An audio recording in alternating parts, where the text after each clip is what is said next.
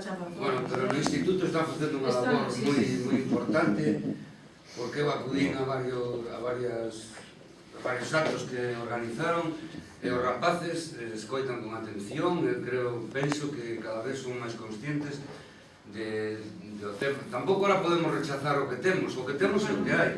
Temos que tratar de que a xuventud que leve isto pa diante. Son eles os que teñen que organizarse e leválo pa diante. O da Bouza, todo surgiu a raíz de cando quixeron urbanizar aquilo. Mira como os veciños se organizaron e levaron adiante e conseguiron parar aquilo. Pois os rapaces do instituto, aí é onde está o futuro e onde temos que, por iso tamén temos que ter en conta a labor dos profesores de ali que están facendo, o roteiro por Colla, considero que é unha cousa moi interesante. Creo que, que por suposto é fundamental recuperar a memoria, pero é fundamental recuperar a memoria para enfrontarse ao futuro. É dicir, eu cando levamos os rapaces de paseo, por exemplo, pola parte de aí de atrás do Resío, chamado Rocío, pero xa sabedes que aí hubo un problema toponímico bastante importante. A verdade que, para mí foi, non sei, como caer así de decir, Dios mío, pero isto non se chama Rocío, chamase Resío, que non ten nada que ver. Eu sempre pensei, digo, aquí habería moitos andaluces, non? Porque isto, a Virgen do Rocío e tal, non sei que, non ten nada que ver, claro. Cando os levo por aí, sempre lles digo, mirade con atención esta zona, porque isto é moi probable que non exista dentro de 30 anos. É dicir, cando vos saíades maiores e os vosos fillos veñan ao instituto, é moi probable, non sabemos o que vai haber dentro de 30 anos, pero vendo os plans de urbanismo, é dicir, a formación dos rapaces ten que ser para decir, o urbanismo vai cambiar, é inevitable que cambie, pero os cidadáns teñen algo que decir no urbanismo. É dicir, a formación no urbanismo non é só recuperar a memoria ou decir que é o que temos agora e que é o que podemos ter no futuro.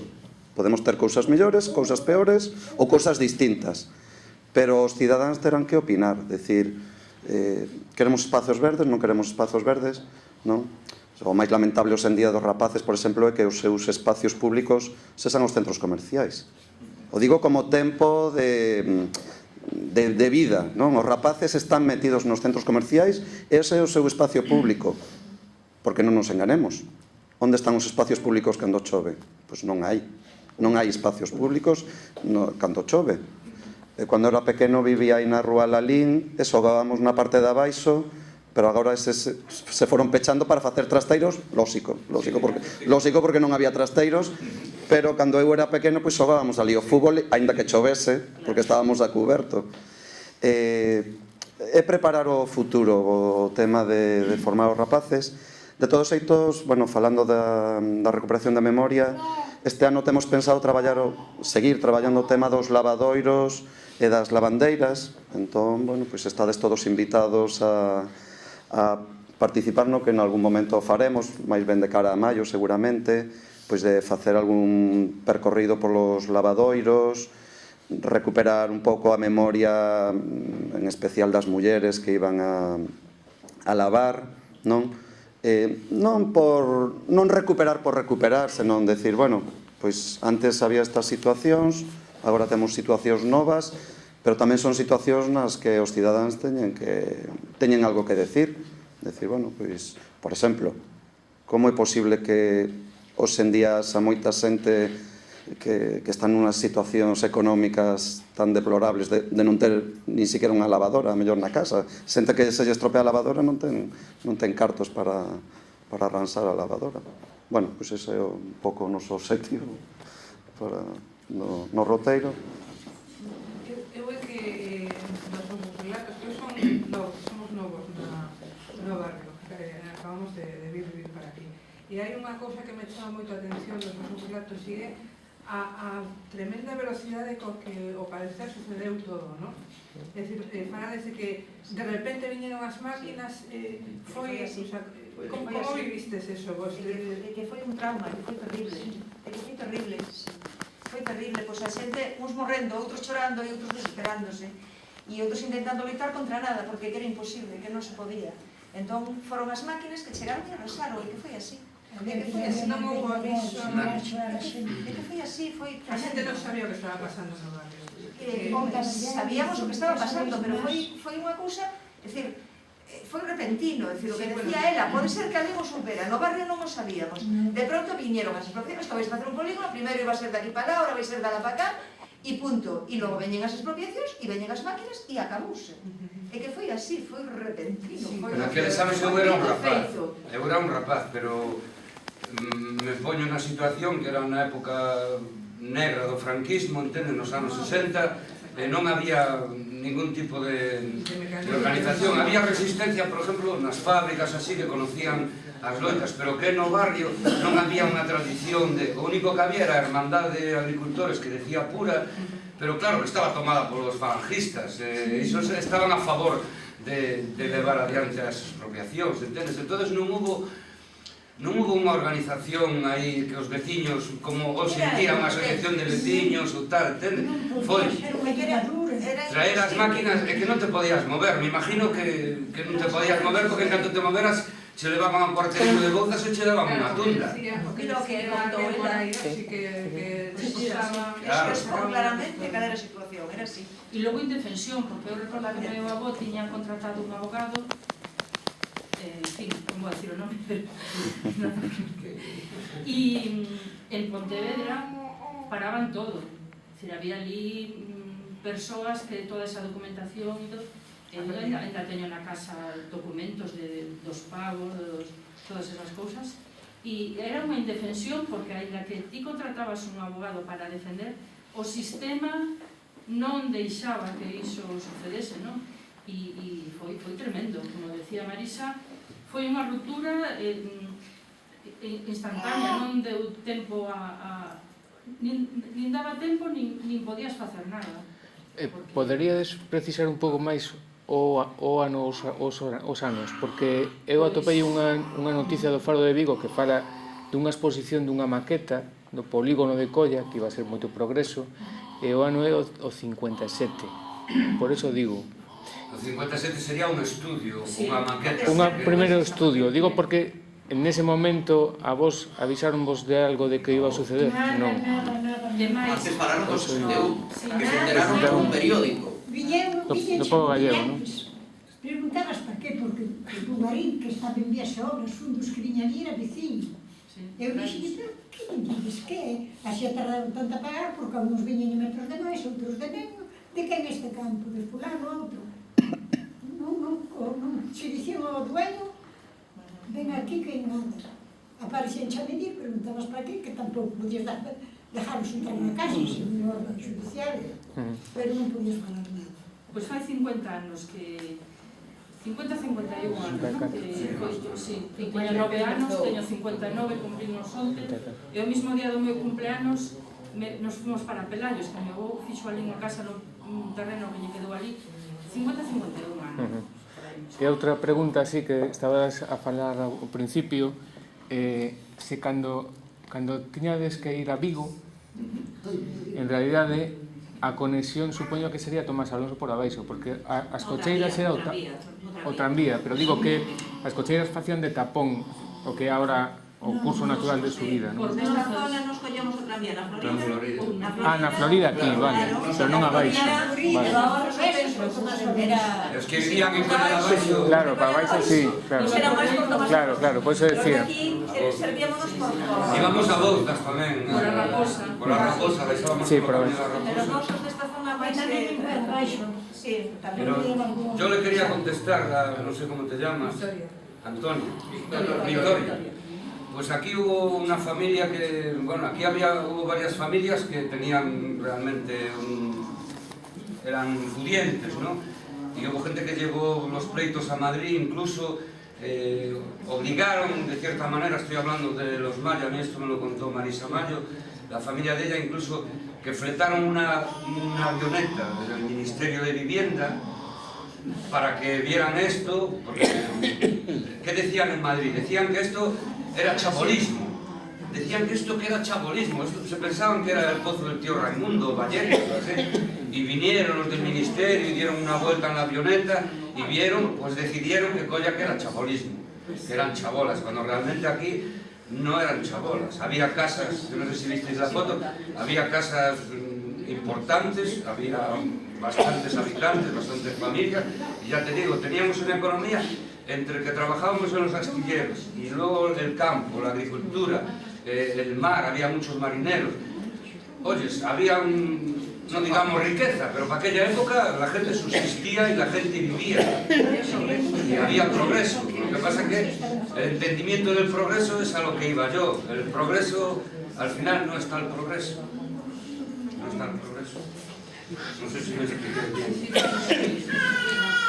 Bueno, de todas formas, aquí la sensación que me da, a ver, hoy estamos muy contentos de que estéis aquí, de recibiros, pero vemos que el local se nos quedó pequeño, pero es que se nos quedó mucho más pequeño moralmente, y os voy a explicar por qué. Yo como Manolo, que soy de esa generación de niños que quedamos en ese impasse, de que dejamos de ser rural y ser ciudad, siempre, como ciudadano de Colla, siempre tuve un estigma que me persiguió allá donde iba, que era lo siguiente, decías, ¿de dónde eres? ¿De Colla? ¡Uy, de Colla! Ruralitos, ranteros, todos.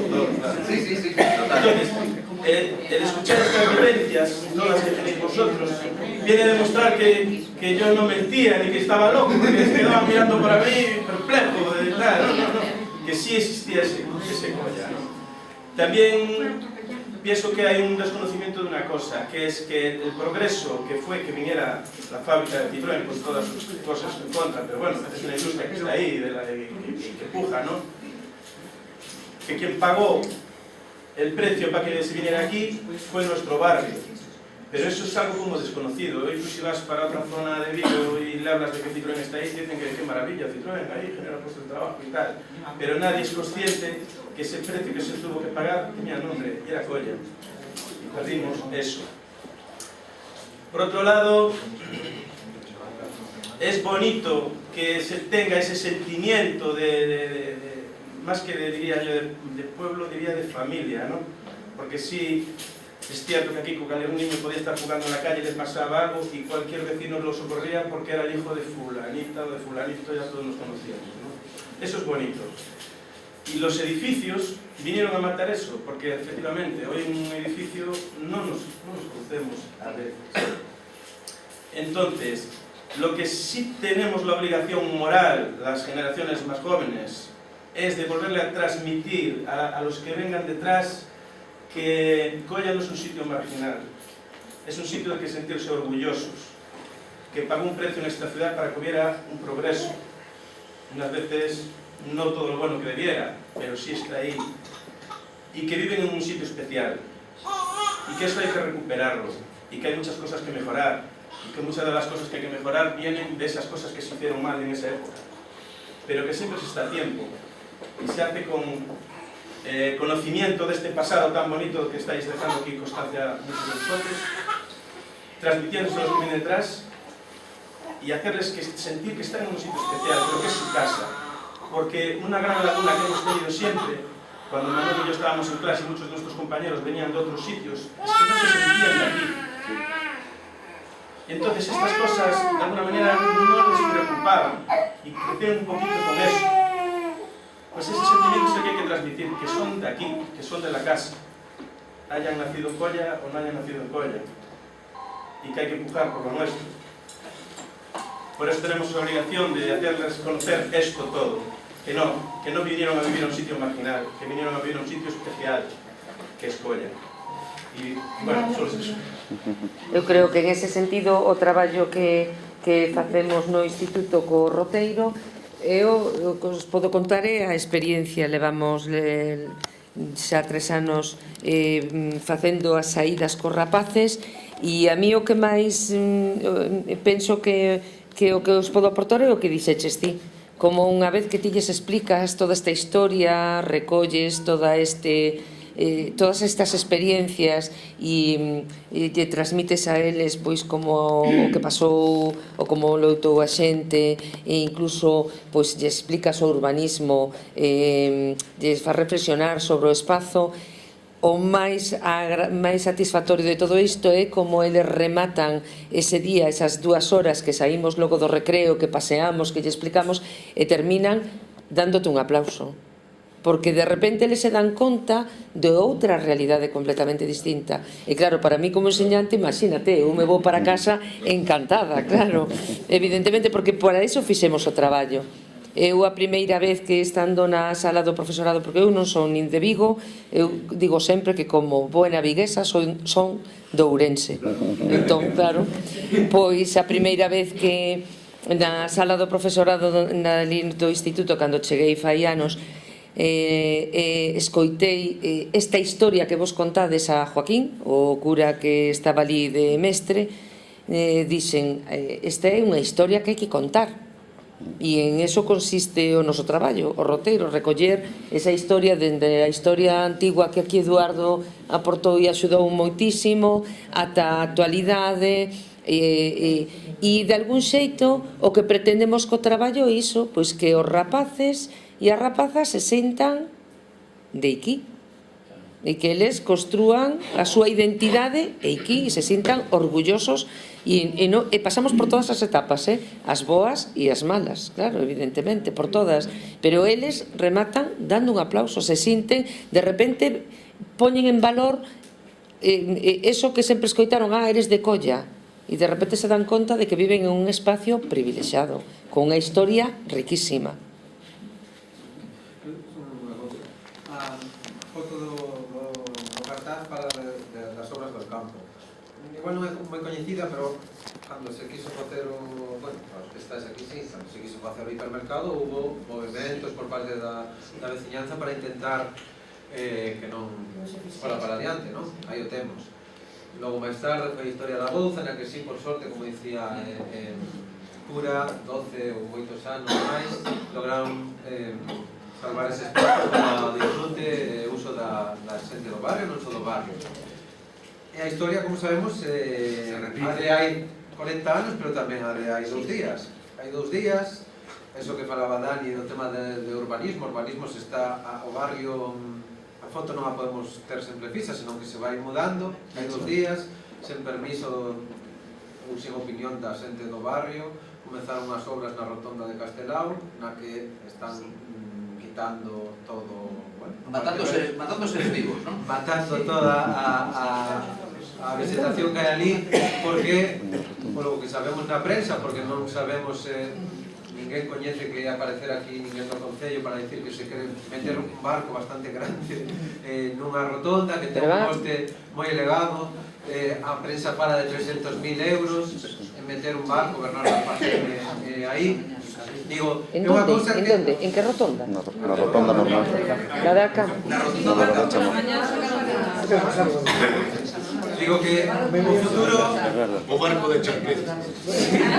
Que o futuro está por construir, temos memoria, temos historia, temos exemplos de que o barrio o poden construir desde fora coas súas limitacións, ter edificios que non responden ás necesidades da xente, matar unha industria que non responde ás necesidades da vida, ou podemos intentar construir a xente que vivimos aquí. Digo, ese é un exemplo como moitos tantos, pero digo que entonces comenzaron a tirar toda a vegetación que hai aí, porque se ocupaban os operarios que están ali, en 15 días queren comenzar coas historias de meter un barco para la Pajeme, que é patrimonio, é verdade, de patrimonio da cidade, pero igual é discutible se un barco ten que estar... Pero non, eu creo que o doano especificamente para que fose un barco escola, para que estivese un barco que se fixesen actividades formativas, non para que estivese aí de pegote. Entón, bueno, están incluso contravindo os desexos das persoas que donaron ese barco, que non querían que fose para eso. Normal é que un barco esté normal. Normal, non pode ser. Te digo, non hai mosto na rotonda.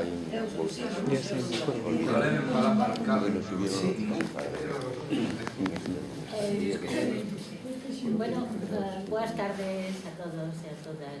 Estupendo escoitar esta historia, porque os que non somos, que somos de Vigo, pero da mesma terra, pois eu levo aquí, pois, 45, viñen exactamente no 74, me parece, pois xa que levo 50 anos prácticamente en Vigo, non? Ou 40 anos.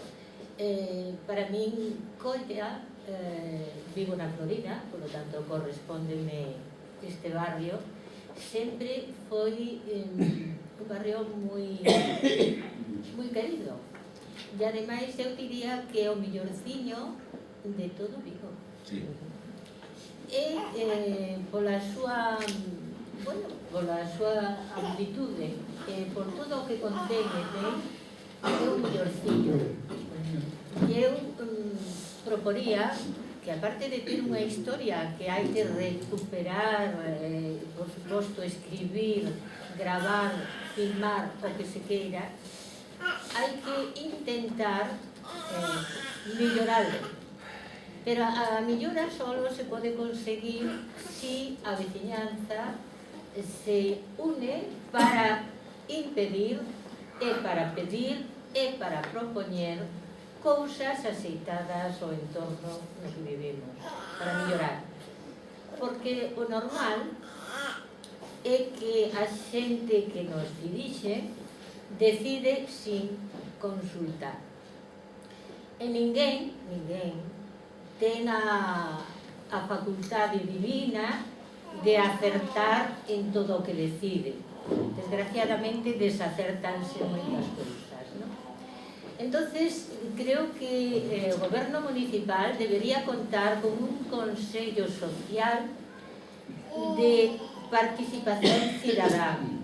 Non se pode facer as cousas por impulsos ou por votos, sino por necesidades prioritarias. Hai que fixar prioridades.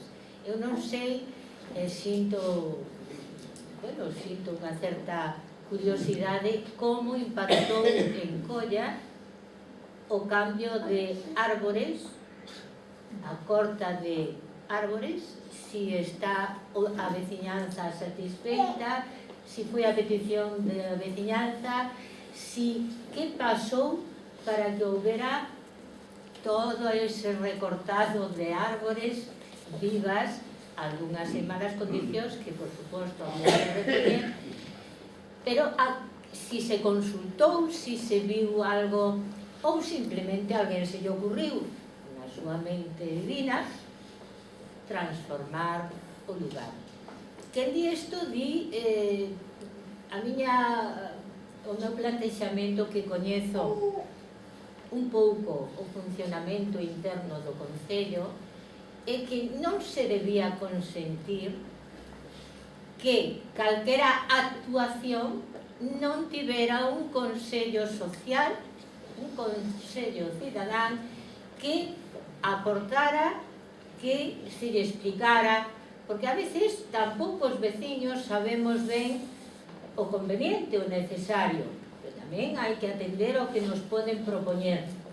A veces propoñen moito máis do que nós creemos que necesitamos, pero a veces fan cousas por unhas razóns espurias que non veñen a ser as que deben ser.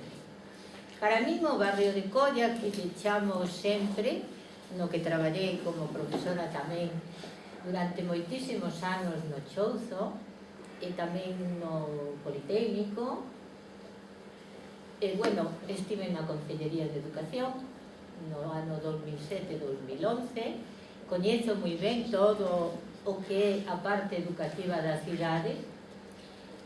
Dime conta, ao traballar internamente no Concello, a pouca transversalidade á hora de decidir, a falta de comunicación cos cidadáns, e asombrame como tampouco o cidadán reacciona en contra de certas decisións que se toman sin a consulta previa, sin a comunicación, sin a explicación. O do barco é un exemplo, pero podemos falar de Balaídos, se queremos outro exemplo, onde van os cartos. É dicir, as prioridades, a exigencia de ter un consello cidadán onde se marquen as prioridades, onde se marque o urbanismo, que é tan importante, sobre todo de cara ás familias e ás mulleres, non esas torres inmensas, ese descontrol onde os colexios Afortunadamente, Colla ten maravilla, porque ten moitos centros educativos, pero onde os centros educativos están, por exemplo, en Puxeiro. É dicir, son maravillosos, pero están ao extremo, nos sitios máis alonxados, incómodos e malos. É dicir, isto a cidadanía tiña que ser consultada, tiña que participar, tiña que recibir explicación e, desde logo, ten que lle marcar o camiño, o goberno, non o goberno aos ciudadanos. Nada máis. Vale, falábamos ao comezo das 8:30, son casi 8:30 en punto. Non sei se hai alguma cousa por aí no aire. Bueno, quería preguntarles a eles de que centro sodes, que non me quedei con nome. Alexandre Bóveda, el Colla 2. Tedes página web? Temos página web. Roteiro por Colla. Sí, tenemos os sí, pero podemos deixalos aquí. Bueno. Para pasalo, deixamos estos dous aquí, ali para que se usen. E se pode facer o roteiro porque o Concello, sabedes que financiou a colocación dunhas placas. Esas placas teñen un código QR que te leva á páxina web e dá información de cada un das 12 paradas que nos escollimos para plasmar a historia de Colla, dende a prehistoria hasta os nosos días, pasando por outros moitos aspectos. Nos despois, en cada etapa educativa, pois facemos o roteiro de un xeito. De feito, agora este curso imos inaugurar un xogo de descoberta para os máis pequechos de primeiro da ESO en torno ao Parque da Bouza, porque claro, os pequechos non os podes levar así de ruta e que montarlles aí o rollo, non? Son moi pequenos e entón tes que entrarlle pois xogando. Este ano xa estamos casi rematando o traballo e faremos eso. Entón, a nosa pretensión é en primeiro traballar ese xogo en primeiro da ESO, en segundo da ESO outra cousa, en terceiro outra. Eu levo os meus alumnos de cuarto e de primeiro de bacharelato, en cada un diferente. E logo faremos un roteiro para os veciños e veciñas. En maio faremos un roteiro para... O ano pasado non podemos facelo, pero... Nos que non nos chegou a Ana, con Micina, fai... Sí, 6 meses, ou... Porque os meus mans chegou o libro de Iván. De Iván Sestais, sí. E chamoume moita atención, pois iso, o desconocimiento toponímico que había das zonas que teñamos no barrio e que, dende a asociación UCM, pois, ao lado de cada mellor placa de cada cidade, pois, por que os esturáns se chaman os esturáns, ou unha referencia, un fito onde apareza pois, delimitado que a zona dos esturáns, ou o barrio de Quintela, ou indo máis alá, cada zona do Cristo da Vitoria ou o Parque da Bouza.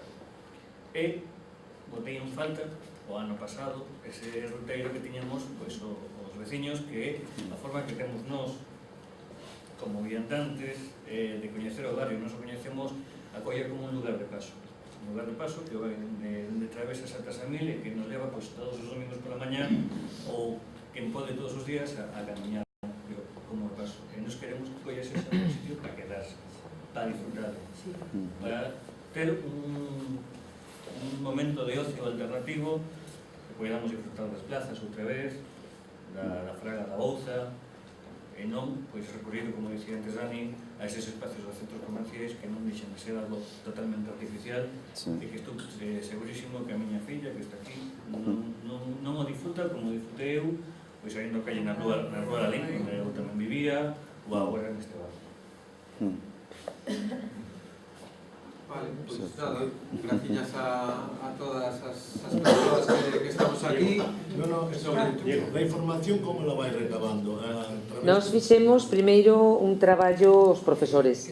Fixemos un grupo de traballo e fixemos un traballo de recollida, contactamos con xente do barrio, axudounos moito o Cristo da Vitoria, a Eduardo los primimos completamente. Copiamos o seu libro. É dicir que temos moito material, recurrimos ao Instituto de Estudos Vigueses, ao Concello de Vigo, é dicir, primeiro fixemos un traballo os profesores. Ese traballo plasmamos un traballo por escrito, que se titula Roteiro polo barrio de Colla, e didácticamente decidimos plasmar todo eso a través dunha visita guiada ao barrio. Entón, con unha persoa do barrio que se chama Emilio, Emilio non.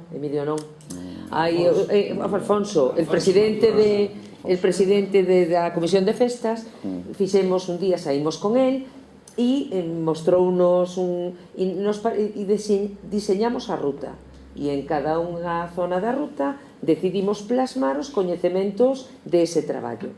Entón, son 12 paradas, en unha falamos da prehistoria. Primeiro fixemos un recorrido histórico, dende a prehistoria aos nosos días.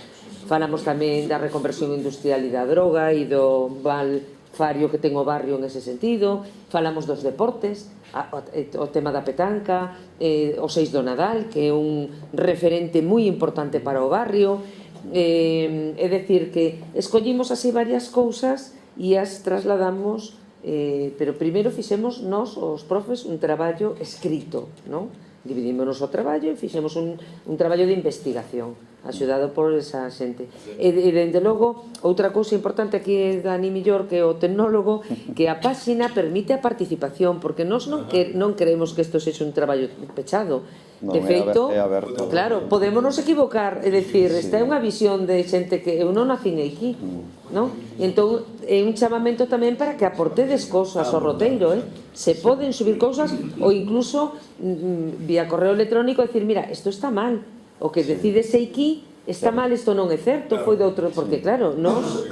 Falta moito traballo por facer, para non ser un proxecto aberto para continuar... Para continuar, efectivamente. Eu digo isto porque, vamos, son de Vigo, nací en Vigo, meus pais naceron en Vigo, pero bueno, meus avós, por parte de miña nai, pois, miña avó era de Carballiño e meu avó era de Santiago, era platero. E, por parte do meu pai, eran de Villalón de Campos, eran de la provincia de Valladolid. E vamos, eu non nací en Tenio Colón porque Dios non vi. Dito isto, quero dicir que os vellos podemos aportar moito. Moitísimo. E nos os levamos ao instituto. Eu nací no barrio de Casablanca.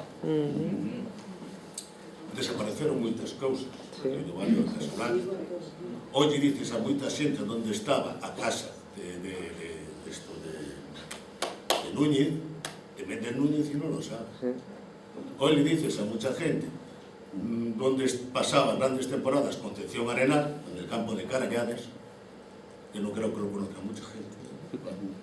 Era en el barrio de Quesonanda. Yo lo conocí, tengo 70 años. Bueno, quiero decir con esto que no sé quién dijo que el pueblo que no conoce su historia está condenado a morir. Como barrio de Colla, vosotros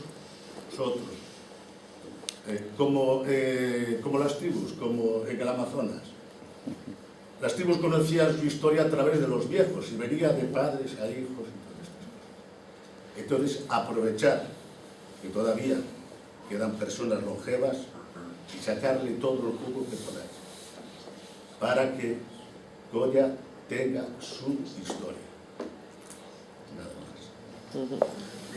Vale, pois con estas bonitas palabras de ánimo tamén ademais, dar as gracias a todos os que estades aquí, ou que estamos aquí, e sobre todo a Pura por contarnos cousas tan ben, con tanto detalle ademais. Sí. Todo.